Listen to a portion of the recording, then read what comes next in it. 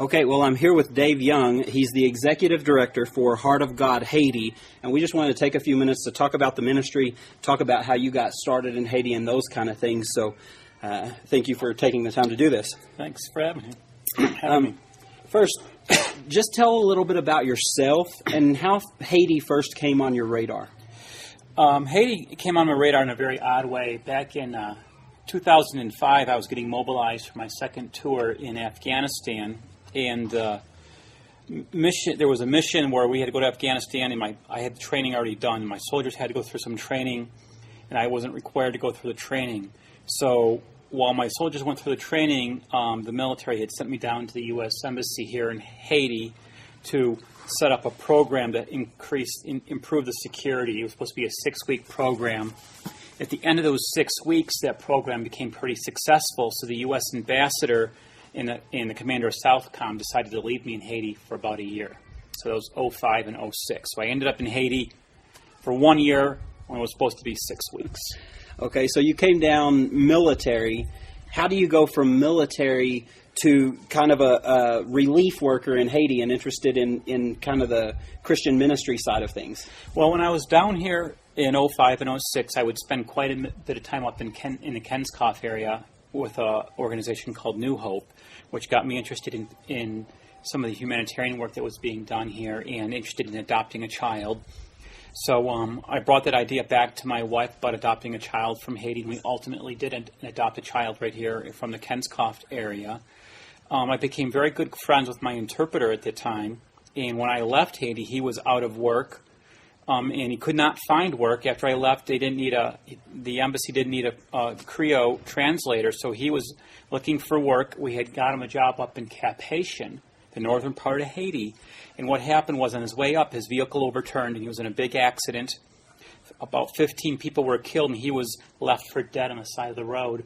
The Haitian National Police came and cleared the road and took him to the hospital, where I got a phone call, and of course I did not believe this, so I spoke with his doctor, and his doctor said yes, that he's been in a car accident and that he's paralyzed. So I asked if I could speak to Dixon, and I did, and Dixon said that someone had put a voodoo curse on him.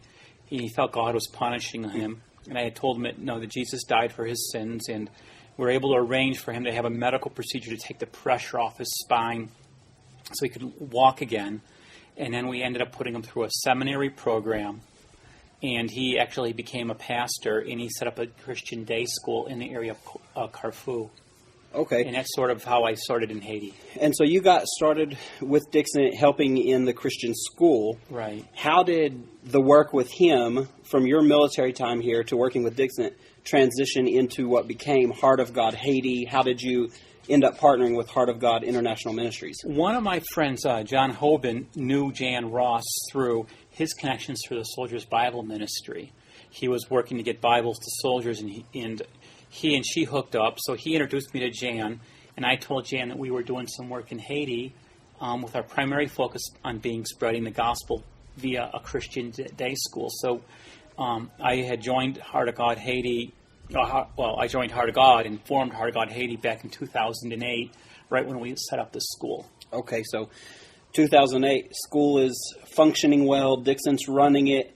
I think you told me there were around 250 kids. Yeah, about 200.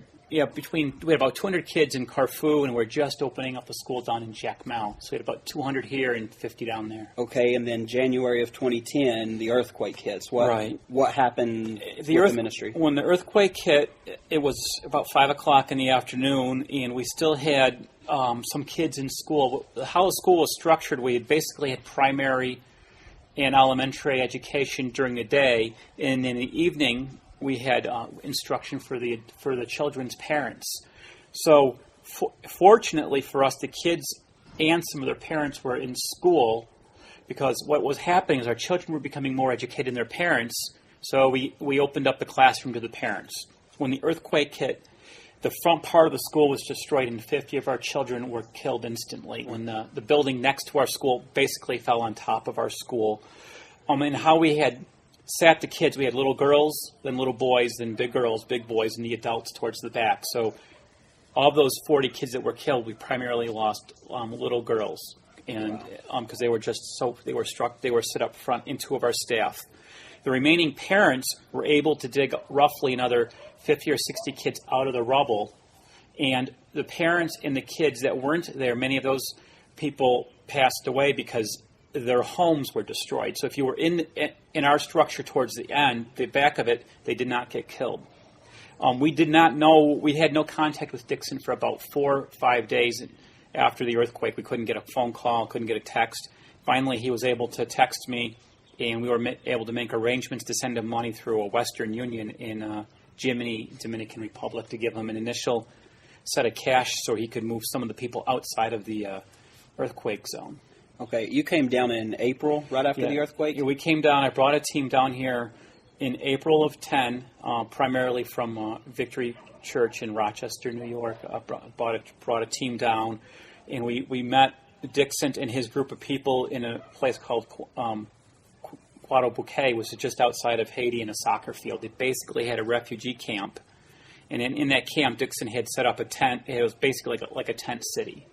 And we decided we need to eventually get them out of there because where they were, there was a lot of crime. There were gangs going around stealing stuff from the people that couldn't defend themselves.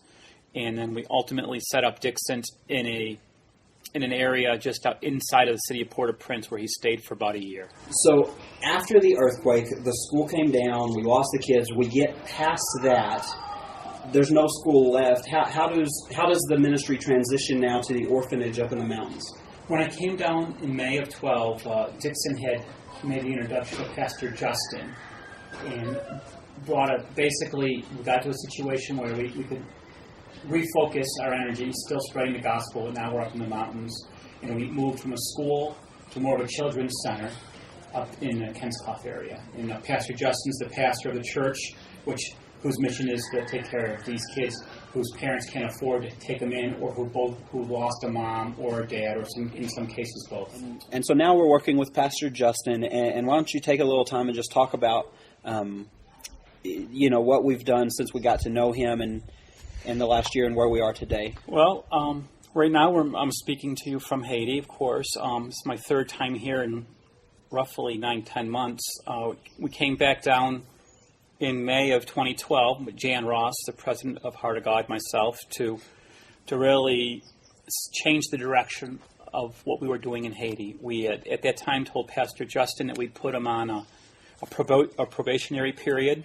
I had him work with you basically from May until August. 3 months later, I brought my team from Victory Church, primarily Pastor Paul, my pastor, and a couple of folks from my church. And I actually brought Erin, who will be replacing you, to see if she'd be interested in coming here for this year. In August, it looked like Pastor Justin was keeping to his word and moving in the right direction, and so we continued to support the mission. Now here I am in January of 13, and getting ready to phase you out and bring Erin in. And the change with Erin will be that she'll be actually living with the children. Right now we have 15 children living at this children's center, and a couple of staff will be living with her. Pastor Justin is living there many, many nights, so she'll be basically living in the mountains of Haiti at the children's center. Okay, tell us a little bit more about Erin. How do you know Erin? How does she kind of come into play? And then what are your plans? As you said, I've got about 2 weeks left after this team leaves, and then Erin will be here on the ground for this year. So how do you know her, and what is the plan for her at the center for the next year? Well, Erin, it's a very interesting situation with Erin. Erin's best friend is friends with my friend John Holben. And when I came down here in 2005, Erin said to John, well, Dave's here, he ought to give the folks at New Hope a call. So she gave me the phone number for a lady named Debbie and Dennis Lockhart. So when I got down to Haiti, I called them up and met with them, and those were the people that had an orphanage up here in Kenscoff called New Hope, and that's basically, in a very ironic sort of way, it's Erin who got the ball rolling by just giving me the names of these two people 7 years ago. So her being here brings it full circle. Full circle, and she's from my hometown of Brockport, New York. Her grandparents live literally around the corner from me. Her mother lives down the street from me. And so Erin and I are both from Brockport. and it's a very small world, but she's from my hometown. And the direction we're heading this year with Erin is that Erin's background is education, specifically helping kids learn English. She comes well trained. She had spent 2 years in the Peace Corps in Micronesia in much worse living conditions than that in Haiti. So Haiti is a step up for her. And she's used to living with scarce resources. So Haiti really won't be much of a big change for her. That's good. Before we end the interview, I do want you to talk about, for anyone listening, watching this video, if they wanted to get involved with Heart of God Haiti, the big thing we're promoting right now is the sponsorship program. And so talk a little bit about the sponsorship program and where that money goes. The sponsorship program is really the lifeblood of our organization. It really helps us know what's coming in monthly. So our sponsorship program is we're looking for a sponsor to sponsor a child for $30 per month, and we're trying to get 4 sponsors per child. And if we can get 4 sponsors per child, that'll cover the majority of that child's expenses for the entire month: food, supplies, because we have to spread out. We have wages for our staff. We have gas for our vehicle. We have kids. We have to pay for their tuition. We need to pay for school supplies. We need to pay for uniforms. So it's more than just food. But we thought $30 is a number, $1 per day, that many people can come up with. And once we have the sponsors in place, we have Erin back here communicating with the sponsors, giving us updates on the children. As teams come down, and as Erin gets her internet working there, we can even set up Skype conversations with the people so the sponsors back home can see their kids here. You were actually doing that this morning, right. Skyping with a sponsor with his kids. Yeah, exactly. We did that, and we did it with a school, Genesee Christian School down in Geneseo. Is quite a few of the members there sponsor our children, and they actually brought blankets for our children. And with the technology we have, it's absolutely amazing. We had the children back in the United States singing songs in English praising Jesus, and the kids in Haiti singing the same songs in Creole, but both praising Jesus. But the sponsorship program is really how we do our budgeting. If we know we have X amount of dollars coming in every month, then we know we can do X with that resource. Because if we can't get the baseline stuff in, it's very difficult for us to continue the mission. Yeah. So just to reiterate, sponsorship is $30 a month. $30 a month. That covers food, healthcare, school supplies, staff, the basic needs of caring for our kids, making sure, as you said, the fuel for the vehicle and to get the kids, if they need to go to the doctor, anything. But it's going to make sure the kids are cared for, and then frees us up to use our other resources for extra projects or any of that kind of stuff. So, and again, we're trying to get 4 sponsors per kid. So it's that's I think a very small amount of money. $30 per month is something that most people can afford, and it will go 100% of those funds are used towards the kids. All the overhead is paid by outside donors. So actually primarily myself. So if you give $30 goes to the kid, 0 for overhead. Erin has her own sponsors funding her to be here and those type of things. So, and nobody in Heart of God Haiti or all of Heart of God, nobody takes a salary. Everybody's doing this as a volunteer. Awesome. So for those of you watching or listening, I just want to end by telling you can find out more about Heart of God Haiti. You can read updates from myself and soon to be Erin through the blog there. You can sign up for sponsorship programs and really get involved through the ministry by going to www.heartofgodhaiti.org or search for Heart of God Haiti on Facebook, and you can be a fan of that page as well. Dave, thanks for talking to me. Thank you.